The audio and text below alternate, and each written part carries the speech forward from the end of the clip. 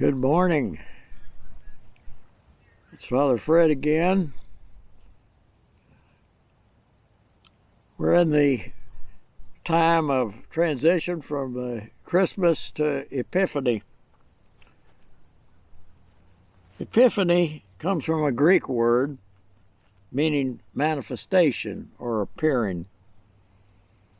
The visit of the wise men, or magi, led by a star, brings us the appearance of Jesus as God's Son to people who are not of the Hebrew faith.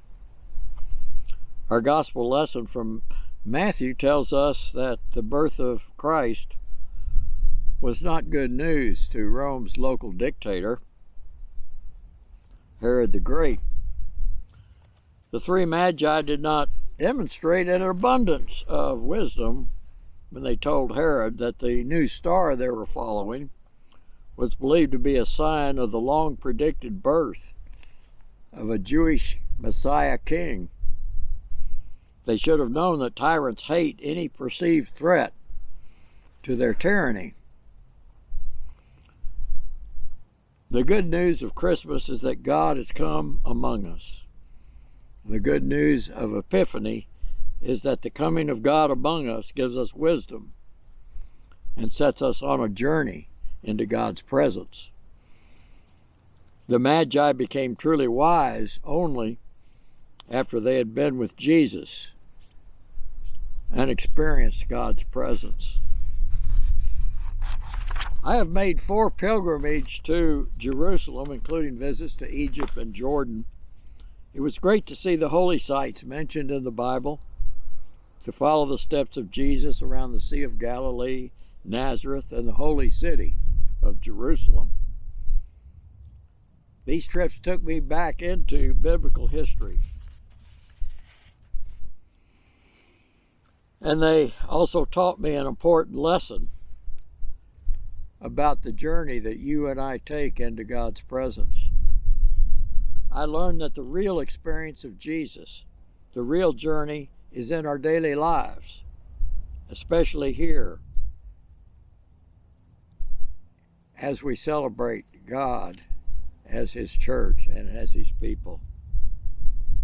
Jesus' own childhood journey teaches us that very lesson.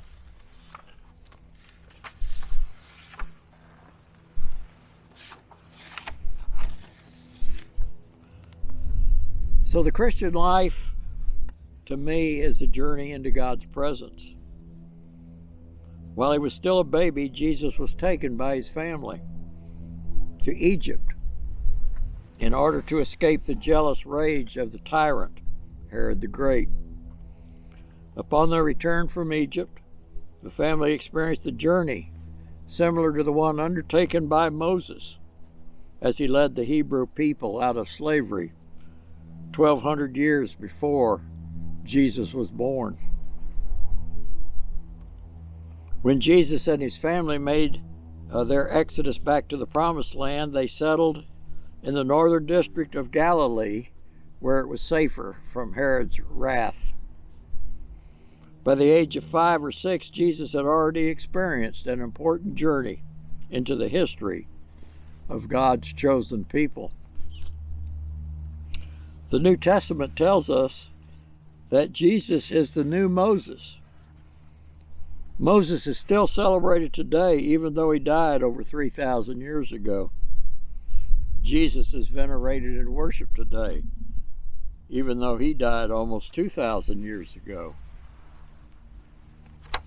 Yet we find no record that either of them accumulated wealth or held powerful positions in government, 2 important measures of worldly success.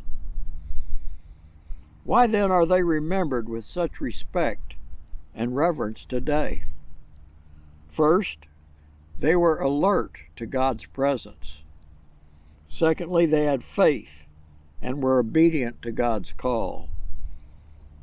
And number 3, an important reason for us today, they brought others into the presence of God. When Moses heard God's voice in the burning bush, he listened. He was alert to God's presence. Next, Moses was obedient to God's call to bring the Jewish slaves out of Egypt into the promised land of Israel. It took Moses 40 years to carry out God's mission and bring those Jewish slaves into God's presence. Their epic journey of faith is called the Exodus. We know that Jesus, early in his life, was alert to God's presence and was obedient to God's call. Luke, 2nd chapter of Luke, verses 41 to 52, begins, "When Jesus was 12 years old, they went up as usual to the festival in Jerusalem." This reading is the only other story about Jesus' childhood. It relates how Jesus went to the temple to talk to the teachers there. They were amazed at Jesus' knowledge and understanding of God. When the group from Nazareth were on their way back home, they discovered Jesus was missing. They returned to Jerusalem. After 3 days, they found him at the temple. When his mother asked why he had caused them so much anxiety, Jesus answered, "Why are you searching for me? Did you not know that I must be in my Father's house?" At age 12, you see, Jesus knew that the goal of our daily journey through life, is to be in the presence of God. To accomplish this, Jesus wants us to be alert, to listen to God, and then to be obedient to God's purpose as we journey faithfully into his presence. There are many people in our world today who feel that their life journey is out of control, aimless, and without meaning. Like the Hebrew slaves in Egypt, they feel powerless. Jesus, the new Moses, lived and died to put us on the right path, to make our journey purposeful, and bring us to faith in God's power. With Jesus as our guide, we can stay on track. Consider this. With the Father, he created us. He gives us the blessing of life. He gives us family, baptism, church, confirmation. He provides us with caring people who help us on the bumpy parts of our journey. Christian educator C. Ellis Nelson says, "The principal meaning of faith in the gospel is to trust in God's power to do wonderful and miraculous things.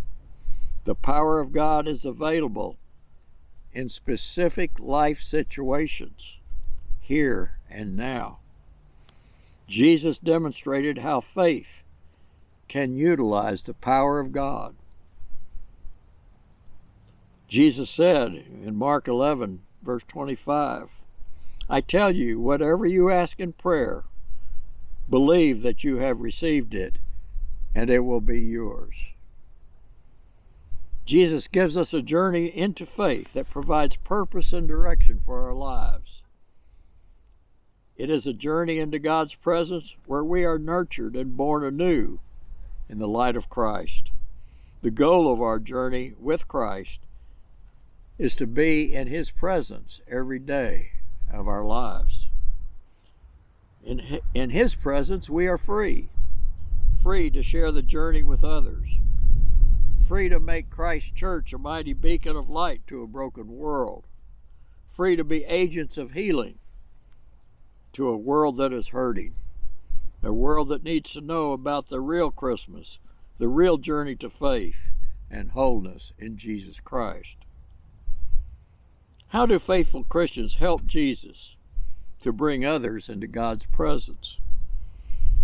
My mother was a member of an interfaith women's prayer fellowship that met once a month many years ago at Weldon's Cafeteria on South Main in Houston. In May of 1963, she informed the group that I was in critical condition from severe burns and that I was in the ICU of a Navy hospital in St. Albans on Long Island, New York.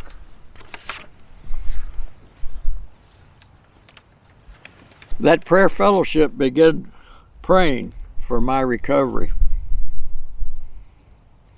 On June 10th of 1963, a week before my 25th birthday, I felt a powerful force around me. The 105-degree fever that had been killing me for 6 weeks finally broke. 3 years later, the prayer fellowship invited me to their meeting at Weldon's Cafeteria to speak to them about my recovery from that burn injury. When I told them about the events of June 10th, 1963, one of the women in that group said, "We were praying for you here at our meeting on June 10th of that year.